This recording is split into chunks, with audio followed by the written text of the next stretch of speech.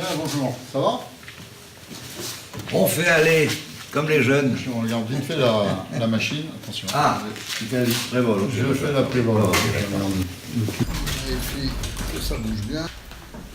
Non, parce que comme si il n'a pas volé souvent sur cette machine, donc il faut la reprendre en main. Oui, La sensibilité des commandes, ils ne sont pas la même suivant les machines. Donc c'est une remise en forme, on va dire. En 1955, pendant mon service militaire en Tunisie, je me suis mis à faire du vol à voile. Du vol à voile au Jebel Ressas, à une vingtaine de kilomètres de Tunis, et puis j'ai commencé comme ça, en faisant du vol à voile en Tunisie. Et comme ça me plaisait beaucoup, une fois rentré en France, je me suis inscrit à l'Aéroclub du Loir-et-Cher, et j'ai continué à faire du vol à voile. Bon, au départ, j'avais un instructeur en vol à voile, c'est toujours pareil, hein. Mais après, de voler tout seul dans un planeur, enfin à l'époque c'était les planeurs bois étoile, hein, c'était pas les planeurs de maintenant, d'être tout seul en l'air dans son truc et puis chercher les ascendances, on se sent un peu oiseau, quoi, vous voyez, c'est quand même sympa, quoi. Bon, à Blois, une fois, je suis resté, quand j'ai fait mon épreuve des 5 heures, je suis resté près de 7 heures en l'air. Il faut pas avoir envie de faire pipi, là. Et alors, comme des fois, j'allais de Paris et tous les week-ends, j'allais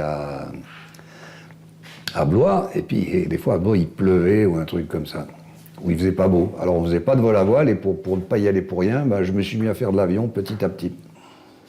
Voilà, mes premières armes, je les ai fait sur ce type d'avion. Le Stamp, à l'Aéroclub du Loir-et-Cher.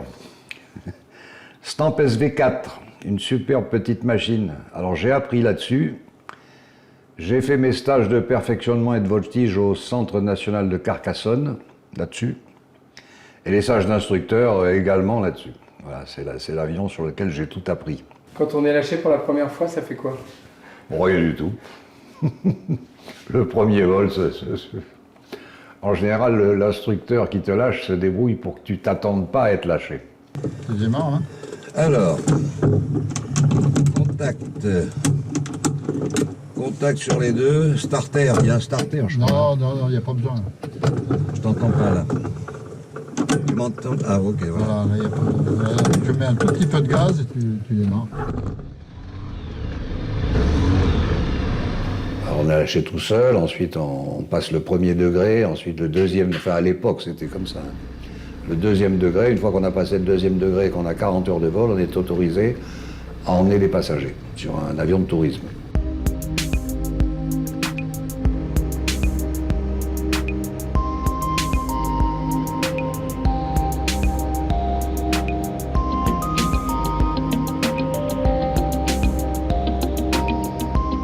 Arrivé à Tahiti, j'ai fait de l'instruction à l'Aéroclub de Tahiti.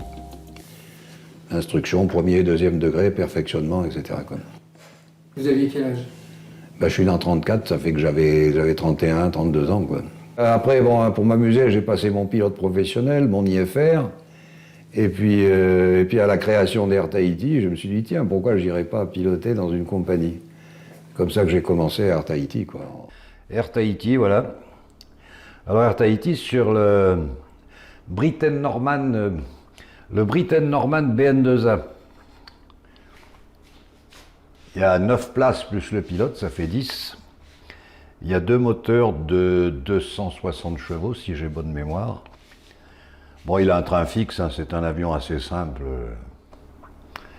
Voilà, c'est ce qu'on avait à Air Tahiti au début d'Air Tahiti, c'est-à-dire en 69 ou 70 peut-être. Hein. Ah oui, alors des fois on faisait Tahiti-Moorea, 7 minutes de vol, bloc to bloc, c'est-à-dire on enlève les cales, on met les cales. Quand vous l'avez fait 17 fois dans la journée, vous en avez marre. Alors je préférais aller à Bora Bora ou à Bora Bora, il y avait 1 heure de vol à peu près, le patron de l'hôtel me connaissait. Je laissais mes Américaines et mes vieux Américains du 3e âge aller se baigner, prendre une cuite. Et je passais ma journée dans le lagon, le soir je prenais une douche, je rentrais à Tahiti, c'était sympa, quoi.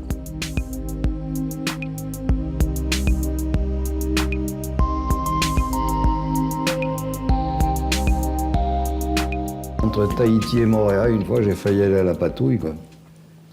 Qu'est-ce qu'on appelle la patouille? La mer, heureusement. Ça m'est arrivé exactement entre Tahiti et Montréal, endroit où j'étais, parce qu'on décollait, on montait, et dès qu'on avait pour Montréal à 7 minutes de vol, on n'avait pas le temps de monter, il fallait redescendre tout de suite, quoi.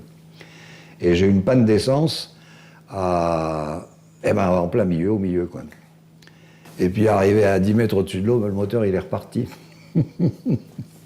Et arrivé à Tahiti, j'en parle à monsieur Ravel, il me dit, mais tu es parti sur quel réservoir? Parce qu'il y a 4 réservoirs. Il dit, le réservoir extrême droit, je crois. Il débouche le réservoir et il était sec comme si on l'avait essuyé avec un chiffon. Et on regarde dedans, l'indicateur, vous savez, c'est des petits indicateurs de voiture presque, hein.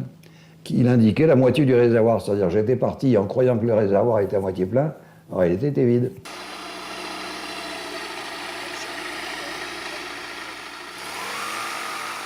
On a fait un petit vol là, Sympa. pas de problème, il fait beau. Jacques, un petit mot là sur Jean-Pierre. Ah oui, on voit qu'il a piloté, ça, on ne peut pas dire que c'est un novice, là, hein. Les couleurs du lagon, je ne m'en lasse pas. Autrement, c'est agréable. On était à la base des cumulus, là. J'ai pu prendre un peu de cumulus dans ma main.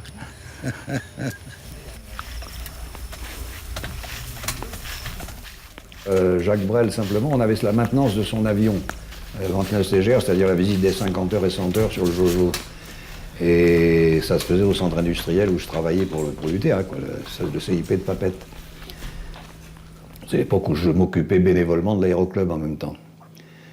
Et j'ai fait un vol avec lui sur son avion pour essayer de détecter cette panne qui était, on ne savait pas si c'était le moteur ou instrumental.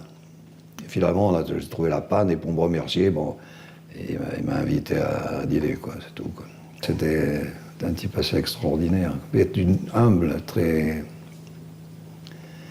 Et je me rappelle, il me disait, vous savez, monsieur Alphonse, il avait l'air de s'excuser. Il me disait, vous savez, je sais que je m'appelle Jacques Brel.